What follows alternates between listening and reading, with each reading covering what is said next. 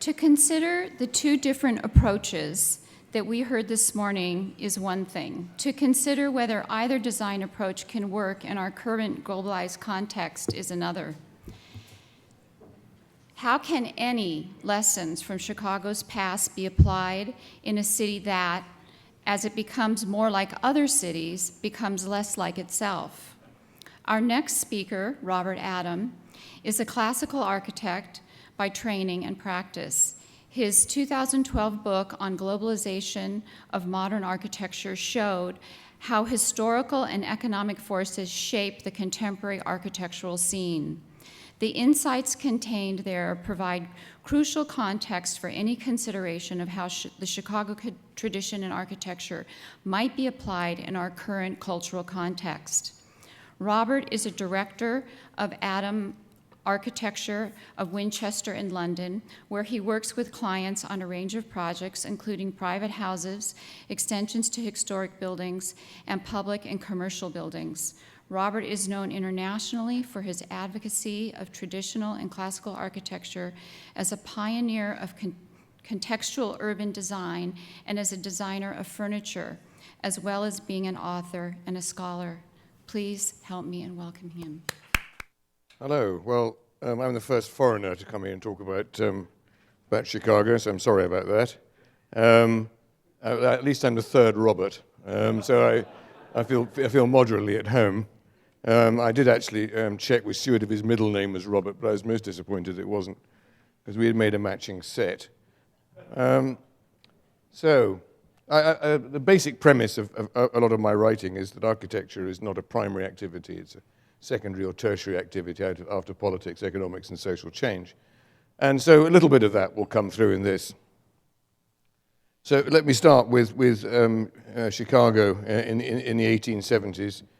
The second largest city in the States, fastest growing city in the world in a subsequent period.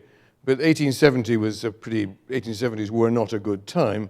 There was the first Great Fire of 1871, the second fire of 1874, and 1873 to 79 there was a long recession. And so really from about 1880, what must have been an absolutely staggering construction program, there must have been construction taking everywhere at that time, for this enormously fast-growing, aggressive commercial city. It's always interesting to remember that some of the photographs that Bob number one showed of the 1830s, that was within living memory. I mean, people would have remembered that. It's a very sobering thought that they would have remembered the sort of muddy river creek and what it had become. And so you have this staggering building program. I mean, combined of mud. You know, you could, not like New York, you weren't building on rock. You had pad foundations, you had the steel frame, and you had actually the Northwestern Terracotta Company, which I think was founded in the 1870s. I mean, all of these things come together. But of course, they come together and produce what I think we'll recognize as something that was very distinctive to Chicago. And as Robert Brueggemann showed, of course, it was not just that. It just is that this was the thing that was particularly distinctive and that was well recognized. I mean, these slides, I'm afraid, we repeat some of the people's slides. I'm sorry, but that's going to happen today. Home Insurance Building, the top left, the Marquette Building, Holabird & Roche on the second, on the right, and then Chicago Stock Exchange, Adler & Sullivan, and the McClurg Building by Holabird & Roche in 1899. Of course, I think it's been well documented, and maybe by Robert Brueggemann, amongst others, this was not called the Chicago School at the time. This is called the commercial style, because that's exactly what it was. And Montgomery Schuller, writing at that time, said, frankly accepted, I quote, the conditions imposed by the speculator because they really are imposed and there's no getting away from them if one would win and keep the reputation of a practical architect. I mean, this was a commercially aggressive city. So that's the background which other people have painted, and so I'll just pause on that. But as has also been recognized, in Europe, other things were happening. I mean, it's fair to say, we concentrate on this as the other things that are happening in Europe, but this was a tiny, tiny minority of what was actually happening. It just is that art history tends to concentrate on this. I'll get back to that art historical point later. But it was happening, and some of the ruling regimes in Central and Southern Europe weren't terribly fond of it. So here we have, on the top left is Mies van der Rohe's Reichsbank design, Walter Gropius's Bauhaus building on the top right, the Barcelona Pavilion. Interestingly, a photograph not of the facsimile, which is currently on site, but of the original. And you'll notice there the shadows of the row of Corinthian columns, which directly aligned with the Barcelona Pavilion, to which, of course, Mies van der must have recognized he was making some reference. They're not there now, of course, because that would spoil the story. And then Le Corbusier's Maison Guillette in 1926. So things were happening in Europe, not that popular in some fields and very much a minority activity. But this was radical, and people accepted it was radical, and it was also intended to be socially reforming and had a very strong socialist subtext. And a bit of this was happening in the United States as well. The whole story, this is not the talk, of Frank Lloyd Wright is an outrider in all of this. I actually think that he belongs to national romanticism more than anything else. But he was hero worshipped by these radicals in Europe, and Frank Lloyd Wright was never short of wanting to be hero worshipped. So basically, I just think he took that on board. But William Massey's, I don't know how you pronounce that here, the PSFS building in Philadelphia in 1932, and Rudolf Schindler's Lovell Beach House. These, in fact, were recent emigres from Europe, interestingly. So, of course, these things came together, and I think this is a point that's been made by others, which I'm going to make again. When the point about the problem with the radicalism and something that was supposed to be starting, it was specifically said we're sort of starting from scratch, is that when particularly the sort of German art historical tradition came into this, this was a problem because art historians want to find history, and they want to find lineage, and in trying to find a lineage and trying to find something in which they could say, yes, actually, I know we're being radical, but really we have a lineage because that's what art historians do. As we've already heard, they did turn to the commercial school of Chicago, which they turned into the first Chicago school. And here are some of the publications. The dates are interesting. Siegfried Gieden, a Swiss art historian, juxtaposed William Le Barangeni's Leiter building and Corbusier's Maison Carrée. I mean, there are lots of examples of this, but it sort of makes the point. And interestingly, Nicholas Pevsner, in his Pioneers of Modern Design, he called the Wainwright building, Sullivan's Wainwright building, I quote, a milestone in the evolution of the modern movement. I'm not sure Sullivan would have thought that, but never mind. That's what he considered it to be. And I'm very grateful for Robert Brugman's exposition of what happened later to the Burnham and Root monodoc block, because Pevsner considered it to be entirely of a new age. Well, clearly at the time they didn't, because they were quite anxious. I'm very grateful for the point. They decided to rework it and make it a bit more conventional when they had another go. So what we have here, interestingly, is an invented tradition. We have someone trying to establish a tradition out of something that is modern in order to anchor it somehow in art history. Significantly, in the early 20th century, a German discipline. And the other interesting thing is how whole phrases were also kidnapped, and we've heard some of these already. So when the one we haven't heard yet, I don't think, is when Louis Sullivan said, "Form ever follows function." I mean, every a sort of sensible commercial architect would say roughly the same thing. But that's turned into be a sort of rallying cry for stripped-down functionalism. And his statement about the damage wrought by the World's Fair will last for half a century. This was not to clear the ground, as we've already heard, for radical modernism. It was to do with Richardsonian Romanesque.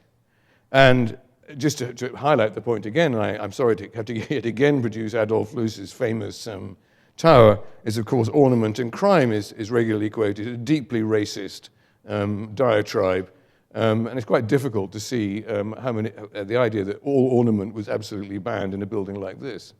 So clearly, the interesting thing is one of these ambiguous phrases are taken to invent a tradition for what was a new and radical style. I mean, I'll come back to tradition in a minute.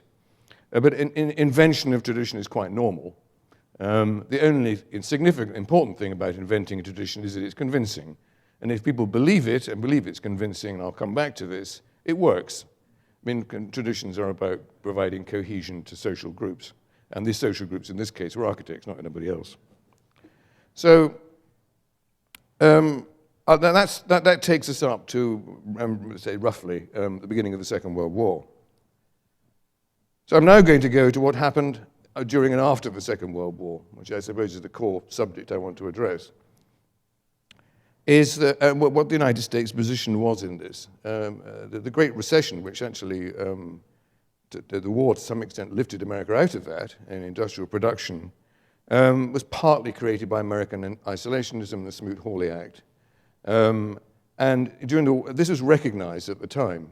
And so at the end of the Second World War, really the new world order that came into being was largely created by the United States. Europe totally bankrupted and devastated, the British Empire effectively about to collapse, Russia disappearing back and kidnapping Eastern Europe. But really, let's call it the capitalist world, was going to be dominated by the United States. And the United States is very clear about this. The Bretton Woods Agreement in New Hampshire in 1944 set the financial system for the post-war period. It set up, effectively, it created things like the World Bank, although its currency systems actually crashed in the 70s. The United Nations, created in 1945, actually was founded, and the United Nations was actually, the term was thought up by Theodore Roosevelt to describe the Allied powers, and was based on a thing called the Atlantic Charter, which was a statement of what the Allied powers were fighting for.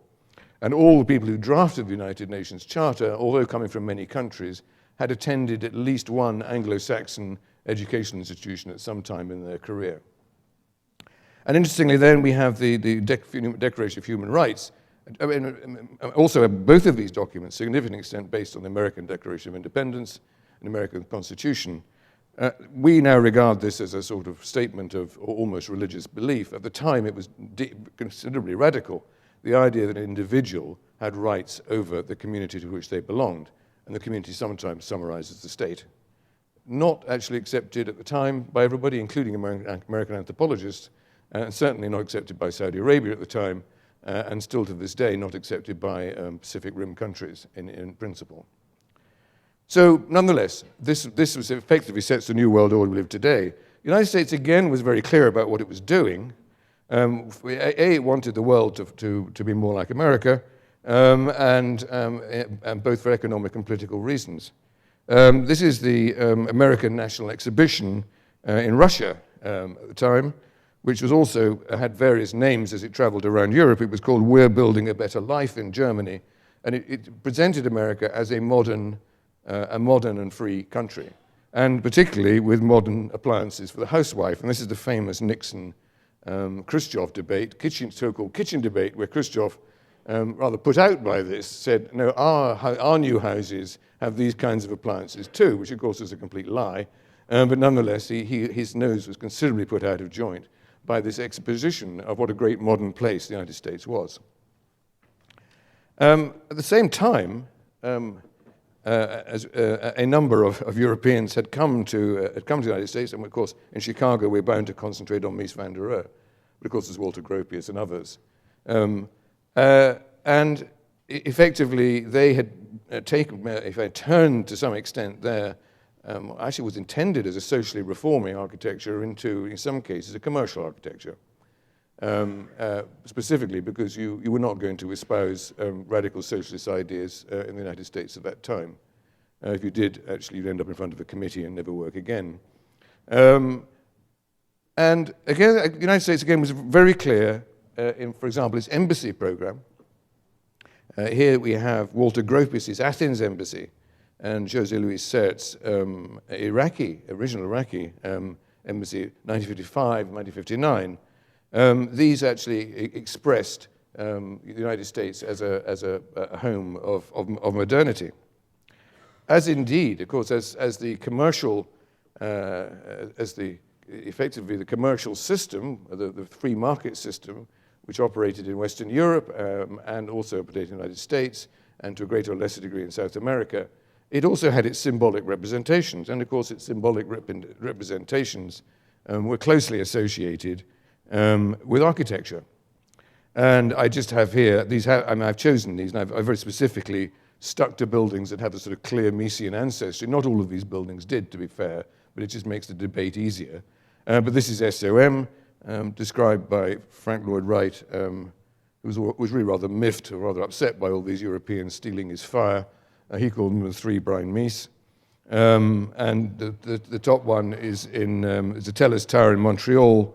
And then there's the Bon Clambert in Brussels in 1961, the Banco de Bogotá in 1958-63, and the Hilton, Istanbul. I mean, Conrad Hilton's interesting, actually, because he regarded building Hilton hotels, and he stated this as a bulwark against communism, because people would go to Hilton hotels and see how wonderful the American way of life was, and they stopped wanting to become communists. Actually, my opinion, it would turn me into a communist, but there you go. And that's just me. But of course, all sorts of indigenous architecture then appeared. This is the Hochhaus, the high house. Lots of buildings in Germany called that. It was Telefunken, 1958-60. And what's interesting about this is what I call, I'm afraid the word hybridized has already come up today, but I'm going to do it again, hybridized returns. This is, if you like, a socially reforming idea that started in Europe, was transformed when it went to America, and then was taken back to Europe as a commercial phenomenon. And in fact, a lot of the debates that happen now, particularly in Europe, about modernist architecture, are based on this tension between it being a socially reforming phenomenon, thought to be a socially reforming phenomenon, but actually espoused commercially. And I think that all that dichotomy, and there's a great deal of passion about that debate, actually currently in Britain. I'm unbelievably being called in to defend Zaha Hadid, which in certain circumstances I'm prepared to do, precisely on that basis, because the architects are supposed to be moral arbiters, according to some people. And that dates back to this idea from the 20s. And then what happened after that is that effectively this typology, let's call it modernism, it takes various different forms, but it actually starts to become a global phenomenon. And this was commented on by travelers, from the 1950s onwards, is that actually cities everything was really starting to look the same. And so here we have Hong Kong, bottom left, Dominique Perrault's Hotel Industriel in 1990, and Norman Foster's Citigroup Towers in 1998. I mean, I've deliberately chosen pictures that make the visual aspects of this legacy very, very clear. These are all in a direct line of succession from these works from the 1950s. I mean, I've cancelled out for the ease of discussion that little blip called postmodernism. But basically, there is an absolute continuity about these. People like Norman Foster were untouched by postmodernism. And so this now becomes a worldwide phenomenon. In particular places like Hong Kong, the symbol of commercial success, of corporate success, is having a glass-walled office block. I mean, it's a pretty dumb thing to do, I have to say, in a moderate climate, but in a tropical climate, it's insane. And because the amount of energy you've got to do to dissipate the heat is quite breathtaking. But nonetheless, that doesn't matter. People, they're not really interested in that. What they want to do is to actually show that they are part of the world corporate elite, and you do it by being in one of these glass-walled office blocks, and we've traced the history of this. So what we now have is a global phenomenon, and this is part of globalization. I mean, I'm not going to go into too much depth of globalization, but clearly it is. But this globalization was led, and continues to be led, although there's a whole other debate as to whether it still is, continues to be led by what I call North Atlantic culture. I show pictures of the G20. Everyone in the G20 is wearing roughly what I'm wearing, a suit, a shirt, and a tie. I mean, one wonders why. Because actually that is also a symbol of belonging to the financial world, and that includes the chairman of the Chinese Communist Party. And of course, then this starts to take on sort of odd forms. So the tower can be kissing, it can be twisted, it can be leaning. It doesn't matter. We're talking about broadly the same thing. It just is that computer graphics and various other things have made these things possible. But we're basically dealing with a similar thing. Or you can have this rather embarrassing allusion to the Twin Towers, except the Dutch architects who were doing it actually said that it wasn't. So it's in South Korea. So it was a lot of press about that at the time. I don't think it probably was. I think they were just stupid. And then, of course, what you get coming out of this is the growth of the star architect. And of course, the star architect probably actually began with Frank Lloyd Wright, but he was a sort of outrider for it. Is Frank Gehry was the origin of the iconic building, and this has then become a worldwide phenomenon. There's Zaha Hadid, there's OMA, and Rem Koolhaas, and the Central Chinese Television headquarters. You know, what do you do about working for a propaganda regime like that? We have a moral obligation. He said, well, there's a public footpath going through it, so obviously it's democratic. Well, you know, good old Rem, you can find a reason for anything, really.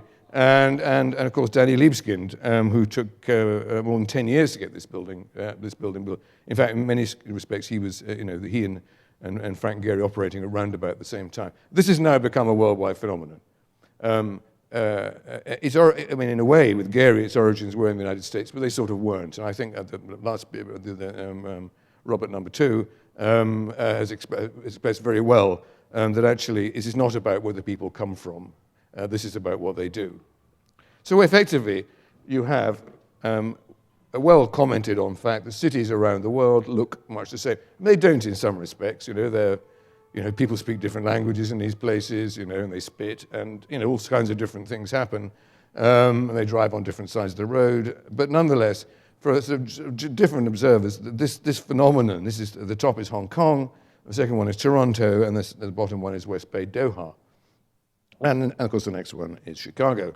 So the principle is that this sort of very similar city, Chicago has effectively become the world. And of course, the world comes back to Chicago. It's rather like when Hong Kong was handed back to the Chinese, everyone said, it's terrible, Hong Kong is going to become like China. In fact, the rest of China became like Hong Kong. It's a very similar situation. So what do you do? And the other thing you do, of course, is you actually call in, just to reinforce the point. 3 of these have been built. The other one was destroyed by the last recession. Raphael Vignoli and Rem Koolhaas. We've already seen the Rem Koolhaas building, and bits of it are a sort of twisted homage to Mies. He's quite explicit about that. And Renzo Piano. So not just that, but actually you draw in the same star architect phenomenon. Every city's got to have one, or it's not a proper global city. Therefore, it's not going to be a proper global trading city. Cities now compete with one another, and star architecture and iconic buildings are advertising hoardings for this. So, now I'm going to change tack completely. I'm going to talk about the phenomenon. This is another phenomenon of what I call hybridized returns, and I'm going to explain this in a little bit more detail. Here are 2 examples, completely different ones. One is the bar mitzvah, actually a Central European, relatively modest family ceremony for Ashkenazi communities until the large Jewish immigration to the United States, when it became a very big party. It became a very big celebration. And for reformists, the bat mitzvah appeared as well, and so on and so on. It was then taken back to the Ashkenazi communities in Europe and elsewhere, and as the big party. So that's a phenomenon that has traveled, changed, brought back as differently. My favorite one is Bhangra Rock. This just makes me feel young. Who knows what Bhangra Rock is? Well, I do, and I'm going to tell you. It's Punjabi folk music, which was taken to Britain by Punjabi immigrants and turned into a rock music form, and then taken back to the Punjab, where it's staggeringly popular. So it's one of these things. Most rock festivals in Europe, maybe in the States as well, have a Bhangra rock section, and it's actually rather good. And if you like that kind of thing. But it has its architectural parallels as well, and I'm going to go through real proper classical architectural history now. The classical orders, originally tribal, Doric and Ionic, the Dorian tribe and the Ionian tribe. When the Romans started to take over, one of the things they did was to take as a hostage the future Greek king, Antiochus IV.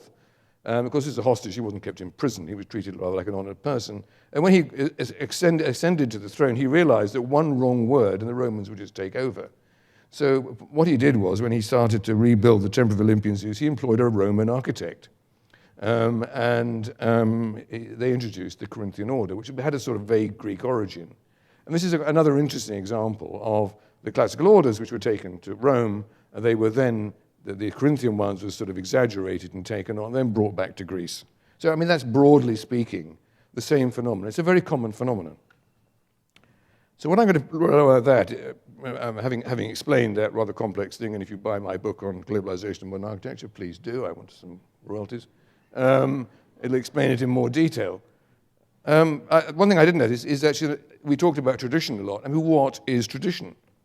We talk about it very glibly, and we take the Latin, traditio, passing on, and so on and so on. Actually, it's woven into our lives every day.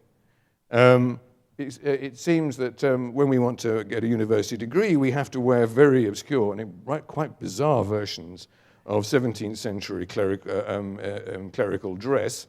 And this is worldwide and quite extraordinary. This is sort of European clerical dress, sort of formalized. They have it in China too, completely bizarre. But nonetheless, that's the whole idea of being qualified and this being expressed in certain ways is a way of A, forming a community of people, because traditions actually are about that, and B, expressing its authority. Of course, the army is a fantastic repository of traditions. Army is very interesting because technology and tradition are intimately connected. The arms race is technologically savage. But every time they get a new weapon, and they have to have new weapons, a group of people have to go away and think up weird things to do with it called drill. And you can't get a thing with a bayonet on it and a flintlock anymore to put on your shoulder. You've got to have strange things you fling about. So you've actually got to combine technology and tradition at the same time. And it also forges communities. It forges groups of strangers to die for one another in very simple terms. Very successful. And the army uses it quite deliberately. And of course, when we have family ceremonies, we dress up in old-fashioned clothes. This happens throughout the world. One of the interesting things is that language, for immigrant communities, like the United States and Australia, language disappears very quickly, but family ceremonies don't. They survive for an extraordinarily long period of time, as indeed is religion. And science, we were supposed to be that thing which is not traditional. It is, actually. Science passes down methodologies and results. Traditio passes them on historically. It couldn't function if it didn't. So it's woven into our lives in every way. Just to get back to architects again,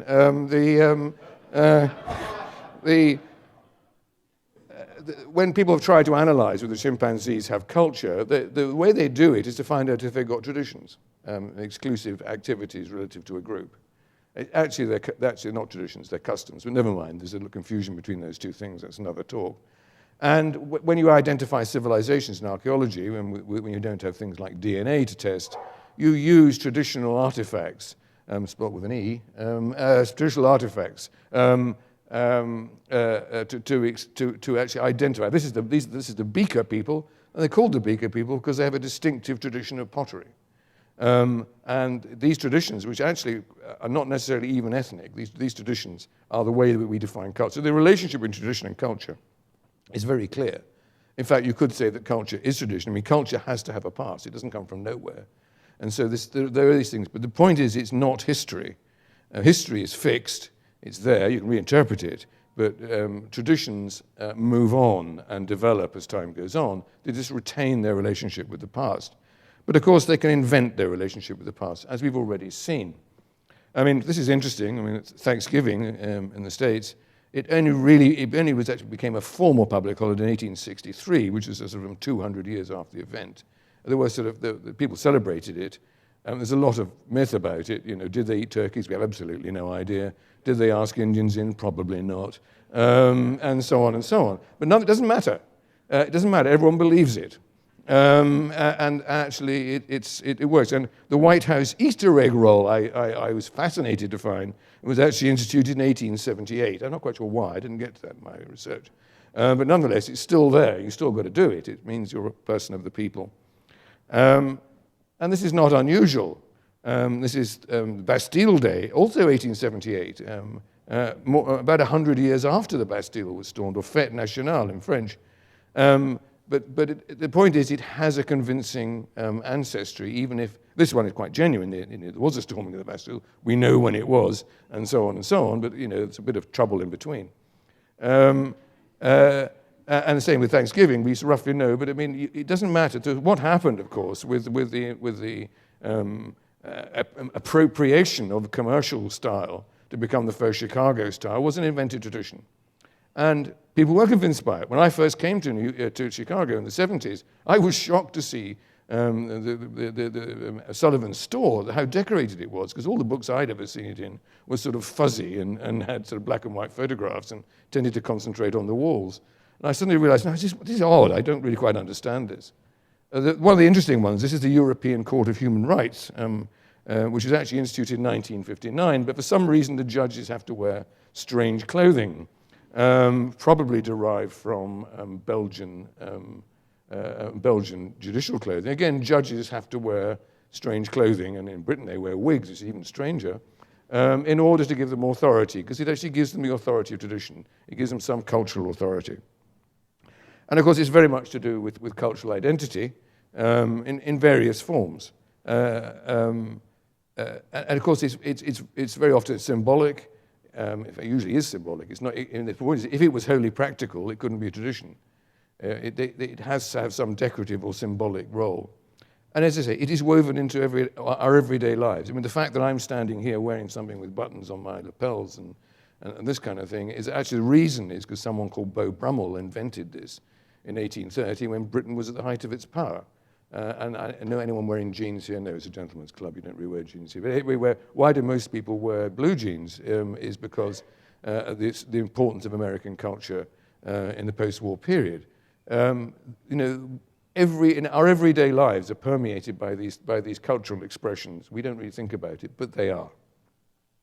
So hopefully that my view is that puts this phenomenon, both the hybridized return, which Chicago is currently experienced, the previous hybridized return, which he was dealing with, and the nature of tradition. So what do you do with tradition? Well, you can make it up again, of course. It's not a problem. And just, again, I find these postcards, I notice a number of speakers have been using, extremely telling. Because these postcards, they're not the grainy black and white photographs that we like with old cars, which are particularly interesting. These are how people wanted to see the buildings at the time. And these are obviously not represented as anything stripped down, as I've already explained.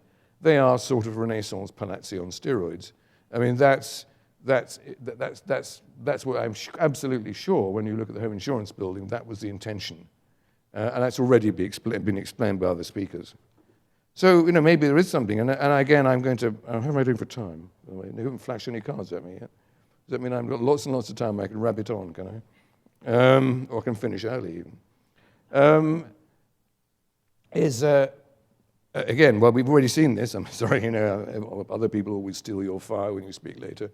But the sort of Marquette building, I mean, it was loosely called a traditional architect, or some people call me a classical architect, it's very obvious this is a classical building. Everything about it tells you that. And of course, Sullivan's Wainwright building, similarly, a close look at this, I mean, calling this, the most significant milestone in the modern movement, I certainly don't see it that way. But these are the things, I mean, of course, there are lots of good Beaux-Arts buildings here. I mean, the United States is full of fantastic Beaux-Arts buildings. And I haven't dealt with, because it doesn't have time, I haven't dealt with a very important domestic architecture of Chicago, which is of major significance. I've tended to concentrate on this because, I've only got so many things I can say in 45 minutes. but these are probably the two things which Chicago is recognized for uniquely, the thing that made Chicago a unique place. And my premise is that to some extent, Chicago stopped becoming that because it sold what it did so successfully to the world. And as actually a result of that, the world has become more like Chicago, and Chicago has become more like the world. So how do you manage a tradition? A key thing about a tradition also is people have to recognize it. I had a great argument with an argument is quite a pleasant formal debate really, with a leading British modernist. He said, no, I do traditions, he said, but my traditions are hidden. And I said, well, how can they be traditions then? Because that means nobody recognizes them. The point of the traditions is that everyone has to understand, everyone who participates in them has to understand them. And for that reason, they are very often decorative or symbolic or in some way. So if there is to be something that is distinctive about Chicago, it has to be something everyone recognizes that it is. I mean, a few architects might recognize it. Well, that's fine. That's a community of architects, because traditions are about community identity.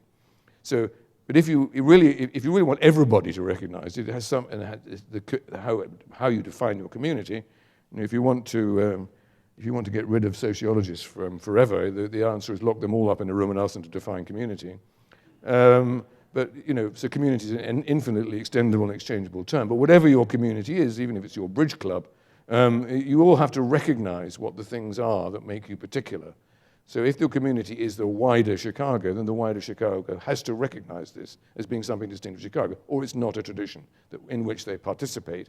And I would suggest that, you know, that there are things one can develop from this kind of vocabulary. The key point about traditions, and I go back to this is not reproducing this. Traditions move on, that's their nature.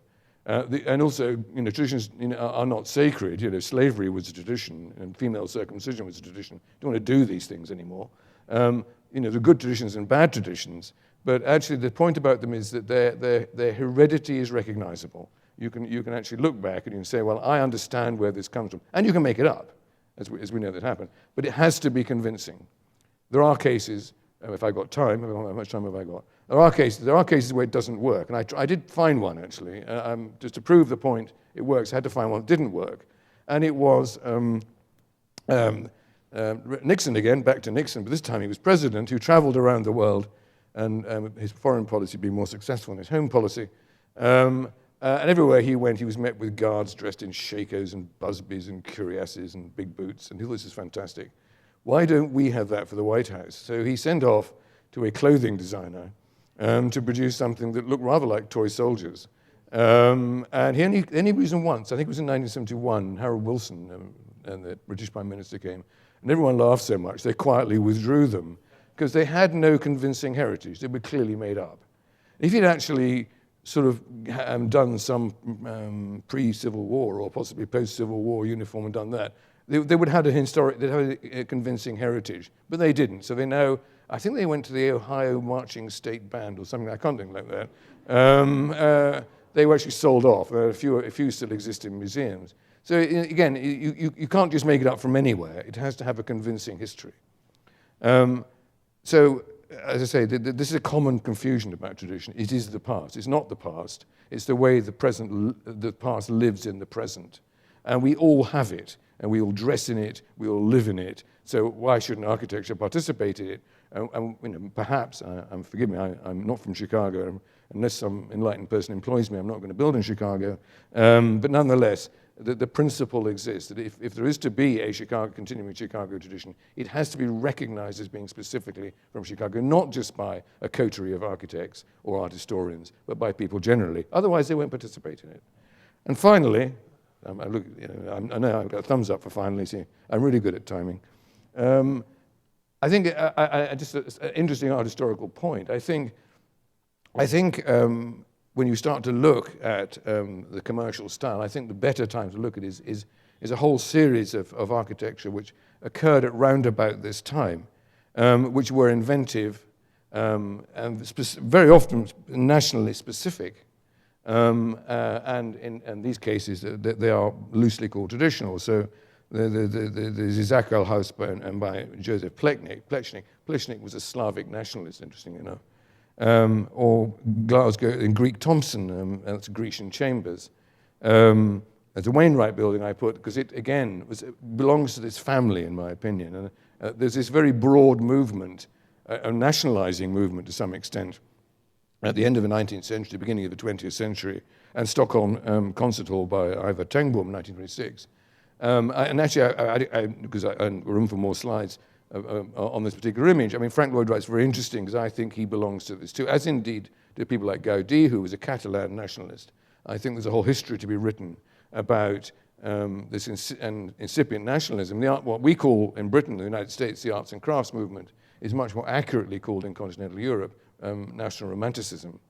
It was about expressing something that was explicitly national in a new way, and it was sort of hijacked again as being sort of a proto-modernist. I think there's a very specific issue about attempts to evolve particular identities. Oddly enough, in the last great period of globalization, the last great period of globalization was about the 1880s to about 1914, when it all went wrong.